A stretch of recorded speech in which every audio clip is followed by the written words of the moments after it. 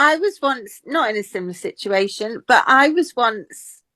Well, we were eating a burger from a burger van, and I dropped my burger onto concrete.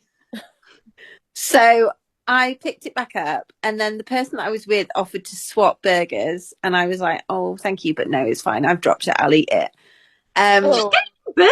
I know. Get a fresh one. The burger van is clearly still right there in the story bags. To be honest, this isn't a great story. I'm No, just it's gonna. not. You do not No, think that good. Were you quite drunk, Beth? no, it was daytime. Oh, really? It was Maybe we should daytime, and cut. you were going to eat a street burger. No, we're not quitting this, Yeah. Bex. Carry on. So wait, did you eat a burger that had fallen on the floor? We all have to know. Yeah, I did. Oh, But another person I was with basically said that to the person that had offered to swap, that was the right thing to do. And then they'd said to me that I had done the right thing by not swapping. they're right. That is absolutely disgusting. You shouldn't have eaten it. Should have been like, no, don't ruin your burger. I'll just get a new burger instead of like. But but listen, you soldiered It was on. fine. I lived to podcast. If anything, it's just strengthened your immune system.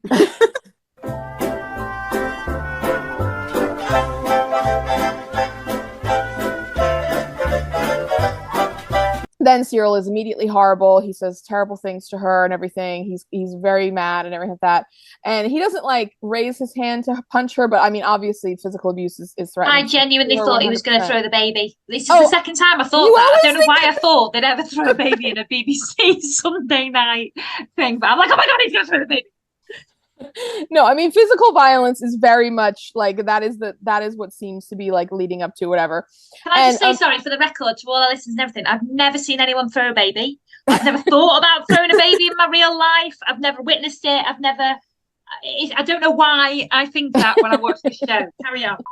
But when Timothy says, "Oh, I'm too old for Cuthbert," and then Dr. Turner's like, "Yeah, I didn't like to say." Well, He's not 8. he's like he's lost his mother. Yeah, he just wants his little He wants a bit of comfort from Cuthbert. He's got a replacement mum now. Yeah, he has. Yeah. He's got anti Sheila.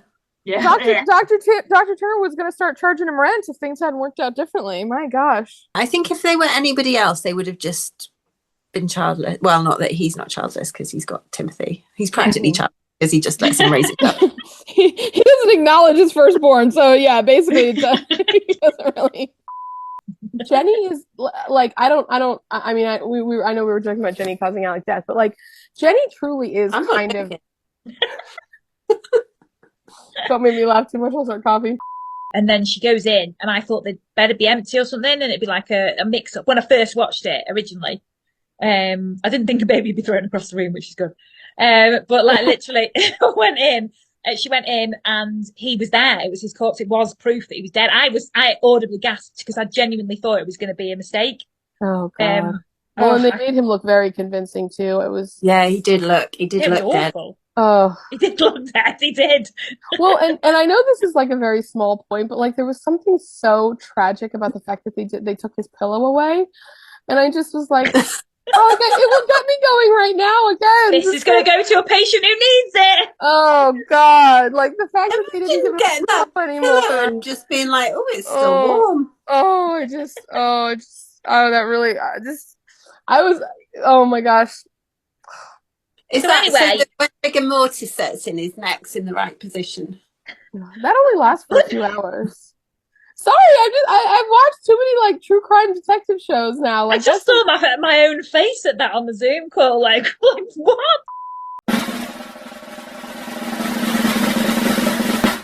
Another thing now I've got written here about Patrick and Sheila. There's another bit of the storyline where I've got written here, put it in the drawer, Sheila. So when Sheila's been doing these stitches on this dress and she's like, I don't want to, it's not going to happen for us and all this. And it's a heartbreaking scene. It is really And he sad. has zero compassion for her. Just put it in the drawer, Sheila. We're very lucky. And I know his speech is supposed to be rousing. Like, we're very lucky. We've got a lovely life here, blah, blah, blah. Like, just put it in the drawer, Sheila. As in, forget about it. But he also says to her, it's not the end of the world. And I thought, no, it's not for you because you've already got Timothy who you completely ignore. Yeah. Just another shout for you not to ignore. I also just need to shout out the hats with all the netting. Yeah. You know, I'm going to wear one of those to you two's funeral. Like, why are you and yours going to come to mine? She said you choose. I see Yeah, what you but mean now. we Sorry. might be hers. Yeah. Yeah. Oh, But that's if I bad. go first, I want you to wear one. Okay, I will. I'll sing as well. Thank you. I'll sing at yours. If we want to clear the room, we'll get you to sing, yeah? Yeah. I'll just sit and like, look You like. can play the piano, Jem. Oh, okay. Well, Like then Timothy. don't die for Ignored a in the really long corner. time because I have to learn how to play the piano first then. Well, hopefully it's going to be a long time, so yeah. Yeah. Just plan on a really, really, really long life because I'm gonna need a lot of time to learn the piano. You can't go on your deathbed. You can't go, yeah, I've not finished learning. Can you imagine if I like died first because I was like, I never learned the piano. I've got to go before these two. I got grade can't 2 keyboard backs as a backup. Could do Get Back by the Beatles. Anyway, right, now on that note. That's quite appropriate for a funeral. Let's get back to where you want to belong. Right, so we're talking about Sister Julienne, so let's do the whole Nanata stuff. So Sister Julienne fainted at the start. Yeah. Can I just say though, she's like all pained at the start, wasn't she, when she was doing the packages with Cynthia and stuff. And then when she went to the meal, she like stood up to faint. And I was thinking about this. Do you think they filmed it and she just fainted at the table? And I thought, that's not dramatic enough. We need to stand up and then faint to make it more drama because it was just not, Well, I was impressed that Sister Winifred managed to catch her because I am a fainter. I've fainted many times. Same. And my mum once tried to catch me that style. And I just like went straight through her arms and was just like a sack of potatoes on the floor. Oh my gosh. I've never fainted that I don't know. I don't think I've ever fainted. But I've been around other people who faint and it is truly it is terrible because when I lived in New York City, I was on the train one time and this woman fainted, but it was a really packed train. And so she like just kind of like leaned into other people. And then when people like started to realize like that's what happened, it's like having, just a huge wooden plank of a person. I mean, there's like, oh gosh. I mean, in the second that lady year, was Jen, okay. But do you remember this, Bex? In the second year, I did a course on women's studies at uni. I was doing different subjects, but they showed a female genital. It was female mutilation. It was just the most disgusting thing you've ever seen in your life. And I was in a lecture theatre and I fainted really hard onto the floor. Sitting down. Like that, I was sitting down, but I fainted to the right. Like I literally went into the aisle. Oh and no! I cut all my face, like all up the side, and I didn't wake up. And they were all. I literally was stood up with everyone around me in the whole lecture theatre. It was awful and blood everywhere. And I just got my bag and just ran out with it. I must have looked like an absolute nutter. And I ran out, and I just ran out like towards the bus to go home. And someone we knew was like, "Are you okay?" Like I had blood all down my face. Oh, it was no. awful, Jen. It was awful. Oh, you've got to properly come to after a faint because I fainted, then been super embarrassed, tried to get out of there as quickly as possible, and then got in for a second. Yeah. Oh no. Oh, I'm laughing more, but I'm trying to suppress a little bit of my laughter because my coughing is still so bad. But that's horrible, but also really funny. But to be fair to him, he rings the Centre for Tropical Diseases and like Insane Pancreas. Yeah, and he's there trying to say it's not atypical actually. It could, it's absolutely fine. It can go on for like 12 years. Yes. Anyway, so we're all doing weird voices today. I think you'll find that's my impression of Patrick. I think you find put it in the drawer, Sheila. Anyway, so Patrick. So anyway, that was a terrible one of him. Oh, Patrick. Anyway. So anyway, that's doing weird voices of the whole show. We're doing the forms and that's settled. We're doing it tonight, Patrick. Let's do it for next time. I won't say another word about it. We're doing it. After you've done all your handwriting practice. She did my head in this week as well. And normally I love her. Like normally I think she's amazing. And even in the scene where they baptized the child, like she was a bit annoying after that. And I was a bit like just her standing there when she was standing and breathing in a really annoying way. Like, can you believe it that she like actually just stood there and just like looked like that? I don't know what it was. I don't know what it was. Maybe it's because it was always there from the duck egg blue thing. I don't know. Like, he is gonna have to work on it and talk about it. Like, I mean, if it's that big of a deal in your life, just not dealing with it, to me, again, this is my opinion, is just not an option. Not with people who loves you most. But once she knows that he spent 6 months in that institution because he just found it really difficult at the end of the war and everything that he'd seen, you think he should have gone into more detail than that with her? Yeah, definitely. It's not. Oh, just knowing like the top line log line facts of like, oh, by the way, like after the war I was like really like mentally unstable, and so I went into a hospital for 5 months and then I came out of it and now I'm fine, but I never want to talk about it ever again. Anyways, can we just leave it alone and never say anything? No. Like, yeah, no, we're gonna have to have a bigger conversation than that. I think that's unreasonable. Okay, let me give you an example. Different example. What if you were like married to somebody and then they were like, oh, by the way, like like when I was a kid, I found out my dad wasn't really my dad, and then like like my mom had an affair, but I'm never going to talk about it ever again, and that's all you need to know, and like that's it, end of story. Yeah, I'd respect that. Can I just say I've kept my lip here. Out of everyone in this trio, out of all of us, you are the least likely to leave anything. You ask the most questions out of anyone I've ever known. You had no chance not ask him about it. No chance. Do you know why I ask the most questions? Because I've learned that from you, Alex. Oh, oh my gosh. Can I just say, at least I'm honest about it, Bags. I'm there saying, yeah, talk about it. Gosh, oh, Bags. Oh, man. You totally would, Bags. Next time she'd be like, you'd be like asking stuff like, what did you have for tea? And then you go around to other people and be like, oh, so wait, you were in hospital with Dr. Turner? Well, wait, what? Ooh, what did he say? No, what was your room like? Where did you sleep? You would like find a way to crack into the medical records and like read every doctor's note from it, There's some stuff I know what my boundaries are. I know what I can find out about and what I can't. It's like with secrets. If someone tells me a secret, I know which secrets I can tell to other people and which secrets I truly have to keep. No, that's true. You won't know that. Yeah, I would totally that. Sure. Well, but at the same time, confidence, but at the same time, if I told you a secret, you'd probably want to know more. Yeah. No, I wouldn't. I'd be like, oh, okay, that's fine. Anyway, but my zero this week is going to be probably Sister Evangelina, just for that stupid foot in her mouth thing. And we all do it, but she should have known a bit better than the fact that her mum's dying. And also, she should have known better. She's a nun, for God's sake. Exactly. Well, sometimes you forget that because she's just so rude. I mean, I'm just going to stand up for myself and say this is literally the point I made about Patsy when she said that horrible comment about the mom being fat, and you guys. No, because I love Patsy. You love, and also I do, as we all do. I'm just saying. Can I just say, I am sick of my zeros being questioned. I'm not questioning it.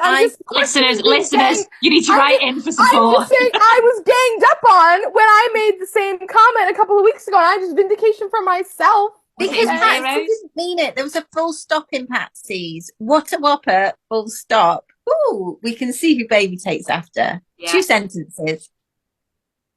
I completely disagree, but okay. 2 versus 1, Jen. Who's your hero and your zero? I just have to, we're talking about the Christmas cards. My great aunt, my mum got a Christmas card from my great aunt once, and it just, because obviously I like to write a message in a Christmas card, but this Christmas card just said, yep, still alive.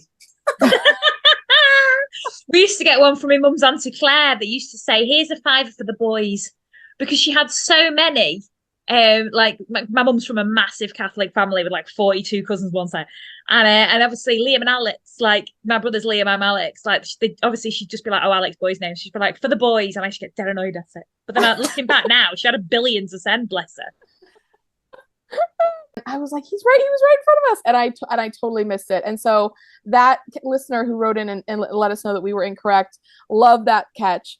And then the other thing, and I've been thinking about this, I am not kidding you, for weeks, because we talked about the Christmas episode from series 2, obviously how long ago? Ages ago now. And there's a whole storyline hinged on Hyacinth's blooming and how Sister Monica Joan wants them to bloom at Christmas. But hyacinths, I realized after we had this whole big discussion about it, they're bulbs. They are bulbs. Bulbs are designed to be planted in the fall and then grow and then actually bloom in spring. Like that is literally their biological cycle. No, Jen, I will correct you on this. You do have hyacinths at Christmas. You do? I have literally never seen any bulbing plant like that at Christmas. Like Easter lilies are like a bulb, like canna lilies, like all those kind of things. Like iris, I thought they were a bulb. They are a bulb, but they do flower at Christmas. Is that true? I've got some in my kitchen. After I saw that scene, I literally recreated Monica Jones' display. Why have we not mentioned this on the podcast before? That's amazing. That's actual research that you've actually done. Like, and my physically. Flowers just went over, so I've just cut the flowers off. They bloomed at Christmas? Wow. Yeah. Not at Christmas. They bloomed at Cynthia's wedding. In spring, that's what I'm literally saying. I literally just Googled it. It says hyacinths bloom in early to mid-spring at the same time as daffodils. No, because my hyacinths are over now. Yeah, but it's still winter, isn't it? Yeah. A few moments later. Hang on, Jen. I believe Becky because she's literally just said she's done it. No, it says how do hyacinths bloom more than once? It says hyacinths bloom just once per year, usually in the spring. Okay, maybe you have one weird one or whatever, but I'm sorry, Becky. Like just because you happen to have a hyacinth that bloomed, No, it's true, Jen. I'm taking you to them. Look, I've just cut all the flowers off them. They look pretty blooming to me. They're green stalks. Well, I just had to cut all the flowers off. Okay. I mean, I'm not saying you're wrong, but I'm just saying, I'm saying you're wrong, exactly Jen. No. I am standing up for myself here. The standard blooming cycle for hyacinths is spring. I've literally just Googled 18 different plant websites, are saying that the standard blooming cycle for hyacinths is spring. Dr. Turner and Sheila got married in spring, and that's when the hyacinths bloom. Not in December, not at Christmas, when they were planning on getting married originally. And even more so, Sister Monica Joan is like, oh, it's a miracle. And I'm like, no, it's not a miracle. It's literally just the normal growing cycle of this plant that you had. Like, she's like, oh, they bloomed when they should. I'm like, no, they literally, yeah, I mean, okay, fine, they did, but they literally just bloomed when they actually were always going to bloom. And it just happened that they bloomed right when Sheila and Patrick were getting married. No, because they had them indoors. 2 hours later. They didn't have them in like a hothouse or something. Well, my house isn't hot because I haven't got my heating on because of the cost of gas. So every year you have hyacinths and every year they bloom at Christmas. Well, not every year, but I know you can get them to bloom in winter. I'm sorry. I'd just like to speak for the viewers / listeners who have no idea about hyacinths, blooming, bulbs, anything, and probably are not as invested in this as you two, because I'm not. Next Christmas, I'm going to send me blooming hyacinths, and I would love to see it. I appreciate the passion, ladies, but at the same time, She's going to edit this out. I'm not going to edit. No, I'm a hell. That's way too much like hard work. I was like, you don't have time for that. Not at the rate we're going this week. Oh my goodness. But anyways, okay. Well, we all think different things, but just to say, I'll tell you what. Why don't we do an open up to our listeners? Can you please write on our wall? Do you think that hyacinths can bloom at Christmas like Becky, who has done it in her own home? Have you witnessed it, or are you like Jen and naysay it and thinks that they are more often a spring blooming plant? I mean, before we really get into it with Mrs. Jenkins' storyline, I need to touch upon the fact that Mrs. Jenkins' toenails are still displayed in a glass case in the British Chiropody Association's entrance hall. I'm not gonna lie, it did not make me want to go. It made me want to see if they're still there. I'm sure they are. I'll report back, listeners. Right. Yeah, I will let you, because I don't want to do that. Yeah. Yeah. Next time we're on a outing to London, I'll be like, oh, there's just somewhere I want to nip to around the corner. And I'll be like, go for it. I'm going for a pint. Yeah, I mean, Oh.